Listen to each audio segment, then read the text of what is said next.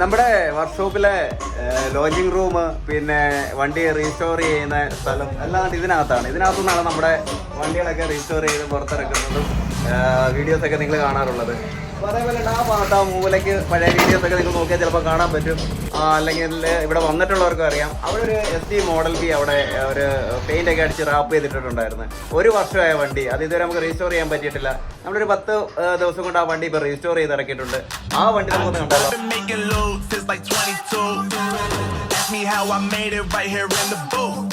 Start ചെയ്ത വണ്ടിയുടെ sound ഒന്ന് കേട്ടല്ലോ. That's greatness, yeah, I gotta make it, I got things to lose. Wanna get a mic